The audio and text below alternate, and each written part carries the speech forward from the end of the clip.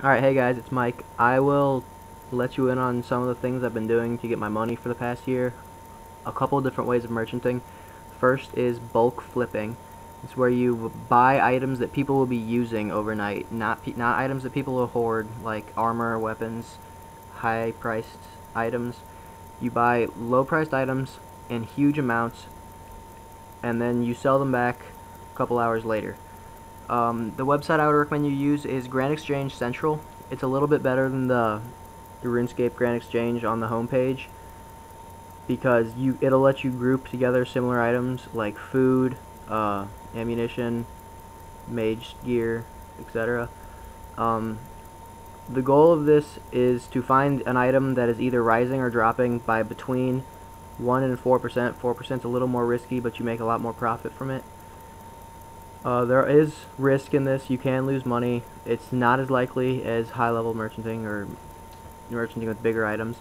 But with Grand Exchange Central, you can set it to only show items that are worth over 100 GP, over 10k, or 100k, and then you can set it to show what items are rising the most by percentage or by coin value. You want to go for the percent value because that's going to mean more money for you. Doing this, you can make between 1 and 3% of your bank each flip. You can usually do 2 flips a day, so that's about 5% of your bank a day. Be aware you can lose money doing this, but it's not too likely, so you should usually get between 4 and 5% of your bank each day, and that does add up after a while. There are 4-hour limits. You can only buy a certain amount of items every 4 hours. This website has the limits, RuneScape Wiki. I'll put links to both of these websites in the description. Usually, if you do it overnight like I did, you have a 2-hour or two 4-hour periods to buy it, and then you sell it in the morning, and you should have enough time for it to all be sold by the time you get home. The goal of this is, if you're gonna do rising items, you want to be doing it when the Grand Exchange is updating overnight, so that way you make more profit. Because if the item rises if the item rises 2 or 3%, then instead of making 3%, you might make a 4% profit. If you're doing a dropping item, you want to buy it for lower than you want to sell it for, and you don't want to do that when the Grand Exchange is updating overnight. So the goal for doing this with a rising item is you want to buy it for a little over market price, and then you want to sell it for closer to max. For dropping items, you want to buy them closer to minimum and sell them kind of close to market price. I did this with teletabs, raw monkfish, and raw sharks, and it worked really well. I would make about 600k to 1 mil a night. This is the flip I've done recently. I bought full bandos, and I also bought dragon claws with junk from a friend. This was a couple days ago, and I only kept them for 2 days. This is higher level merchanting. I bought these for lowest in the Grand Exchange the day before I thought they were going to start rising, and then I sold them 2 days later for max in the Grand Exchange.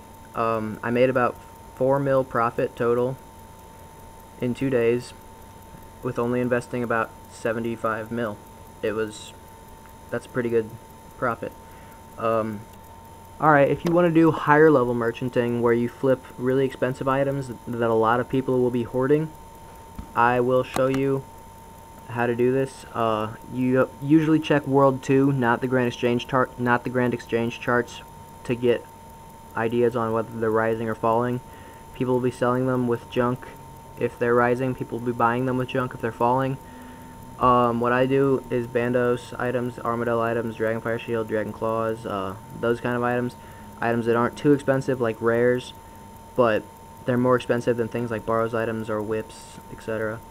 And that's directly west of the Grand Exchange. I'm going to show you around World 2 real quick, just so you can get an idea of where things are if you're going to check out rising or falling rates. The thing you have to know about World 2 merchanting is that things rise and fall in a cyclical way, a cycle. They will rise really fast, like nearly bought out of the Grand Exchange for two or 3 days, and then they'll, without warning, just drop. They'll sell for tons of junk, You can still sell them in the Grand Exchange for about a day once the crash starts, but afterwards you might not be able to get them sold for minimum. So you have to buy them when you think they're going to start rising, but they're still crashing. Like the day before you expect them to rise, you should buy them for close to lowest in the Grand Exchange, and then sell them a couple days later. And when you are looking to buy things like this, you've got to ask yourself, why are they dropping? Why are they rising? If you believe it's because it's just part of the cycle, that's when you should invest. But like right here, Bandos test sets, you can see they got a huge price spike when they got the damage absorption added to them, and then shortly after, when free trade was said to be coming back, they crashed really hard because people know with free trade comes lower prices. So you've got to ask yourself, are they dropping or rising for a reason, or because it's cyclical? And if they are dropping and rising for a reason, do not invest in them. Alright, good luck merchanting. If you have any questions, leave them in a comment. See you guys.